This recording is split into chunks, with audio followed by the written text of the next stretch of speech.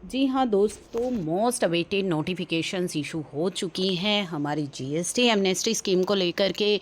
और जो हमारा इंटरेस्ट एंड पेनल्टी वेवर था उसे लेकर के जो नोटिफिकेशंस अवेटेड थी वो आ चुकी हैं। तो ये हमारा सामने स्क्रीन पर दिख रही है सेक्शन 16। आफ्टर सब रूल 4 दो नए आफ्टर सबसेक्शन 4 दो नए सबसेक्शन इंसर्ट किए गए हैं, सबसेक्शन 5 एंड सबसेक्शन 6। ये कब से इफेक्टिव हो रहे हैं? ये इफेक्टिव हो रहे हैं 1 जुलाई 2017 से। क्या रूल चेंज हो जाएगा कि सब सेक्शन 4 में जो भी लिखा है वो एज इट इज़ एप्लीकेबल रहेगा। इनवॉइस एंड डेबिट नोट जो कि रिलेटिंग है फाइनेंशियल ईयर 17-18, 18-19, 19-20, 20-21 के, उनके केस में रजिस्टर्ड पर्सन उनका आईटीसी क्लेम कर सकता है in any return under section 39, यानी कि अपनी 3B में which is filed up to, जो 3B उसने फाइल करी है 30 नवंबर 2021 तक। तो उस तारीख तक अगर आपकी 3B फाइल हुई है तो 17, 18, 18, 19, 19, 20 और 20, 21 का आईटीसी आप क्लेम कर सकते हैं यदि इनमें से किसी भी टैक्स पीरियड की 3B आपने 23 नवंबर 2021 तक फाइल कर दी है।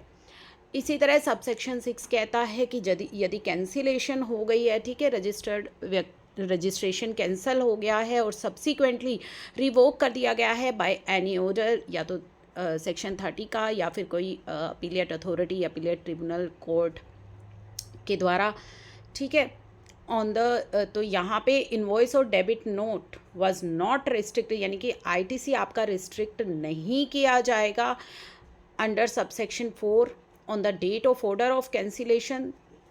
The said person shall be entitle to take ITC. तो किस केसेस में आपको आईटीसी मिल सकता है?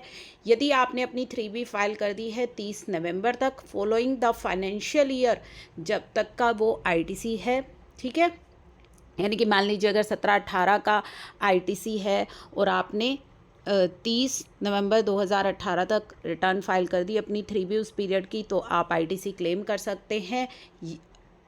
या फिर for the period from the date of cancellation or the effective date of cancellation as the case may be till the date of order of revocation where such return is filed within 30 days।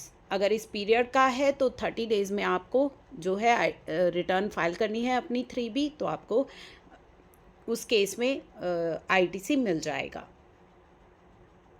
तो ये तो हमारा section 16 sub section 4 के cases हो गए।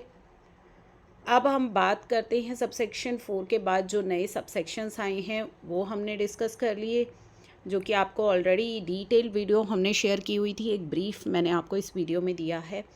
इसके अलावा section 128A जो हमारा बात करता है वेवर ऑफ इंटरेस्ट और पेनल्टी आपकी वेव कर दी जाएगी, ठीक है, जो कि आपकी किससे जुड़ी है? जो कि आपकी जुड़ी हुई है डिमांड से, जो डिमांड आपको आई है सेक्शन 73 की। तो क्या कंडीशंस रहेंगी उसके लिए? तो अगर आपका 1 जुलाई 2017 से 31 मार्च 2020 तक का पीरियड है तो उस केस में कोई ऑर्डर पास किया गया है pertaining to the period 1 जुलाई 2017 से 31 मार्च 2020 का, और apart thereof if the said person pay the full amount of tax payable as per the notice or statement or the order, यदि आप फुल पेमेंट कर देते हैं टैक्स की, no interest and penalty should be payable and the proceedings जो होंगी as the case में भी मान ली जाएंगी कि कंक्लूड हो गई है। प्रोवाइडेड दैट नोटिस आपको आया है सेक्शन 74 में और ऑर्डर पास किया गया है प्रॉपर ऑफिसर के द्वारा in accordance with the provision of sub section 2 of section 75, such notice or order shall consider to be a notice or order as the case may be related to clause A and B of this subsection।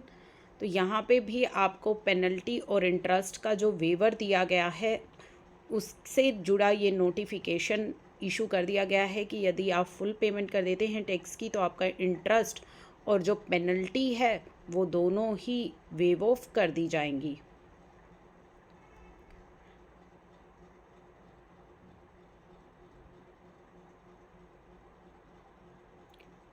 तो यहाँ पे ये जो आपका waiver है ये applicable हो जाएगा फर्स्ट, ये जो आपका स्कीम है जिसमें कि आप ये रिलीफ ले सकते हैं पेनल्टी एंड ऑर्डर का।